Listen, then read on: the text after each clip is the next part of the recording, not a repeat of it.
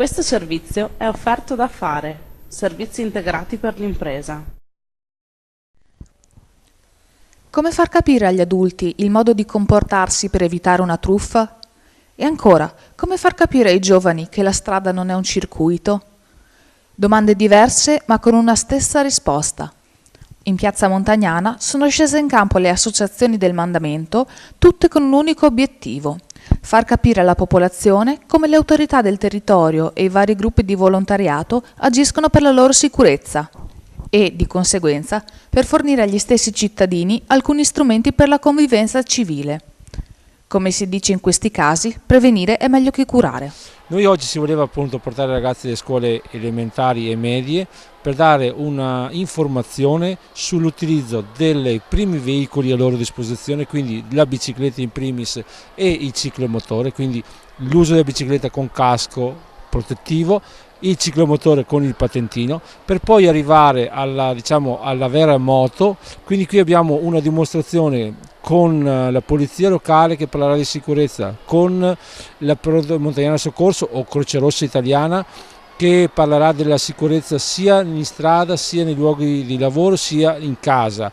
Poi abbiamo gli amici della bicicletta che spiegheranno appunto l'importanza di portare una bicicletta, cioè quindi casco, protezione, campanello eccetera, per arrivare appunto al volontariato tipo protezione civile, carabinieri in congedo eccetera, che spiegheranno l'importanza del volontariato, e per poi arrivare alle scuderie che abbiamo qui presenti questa mattina di moto del GP mondiale e del campionato italiano, per far capire ai ragazzi che se loro vogliono correre sulle piste tutto è lecito, sulla strada non si corre, sulla strada ci sono delle regole.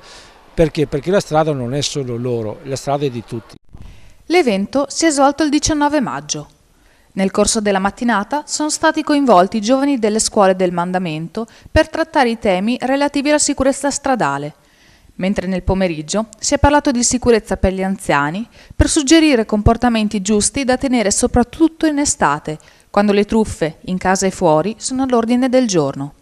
E allora rivolgeremo un duplice messaggio in questo senso. Sicurezza inteso come ad esempio l'andare in bici, le moto, quindi il fascino di una moto da strada, ma anche le mini moto. Piccole indicazioni sul come comportarsi in caso di terremoto, ad esempio all'interno della scuola. Faremo con loro anche un gioco, ad esempio come funziona un telelaser.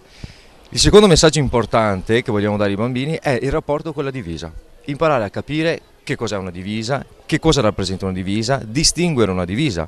Il pomeriggio invece abbiamo ritenuto importante, comunque seguendo un processo o un percorso già iniziato 2 o 3 anni fa, di aiuto all'anziano, dando loro tutta una serie di piccole indicazioni, piccole regole sul come comportarsi nel momento in cui si è per strada, quando si mangia del denaro, quando si va a ritirare la posta, oppure quando si è in casa, nel non dover aprire al famoso falso censitore, falso controllore dell'Enel. Noi riteniamo possa essere un messaggio importante.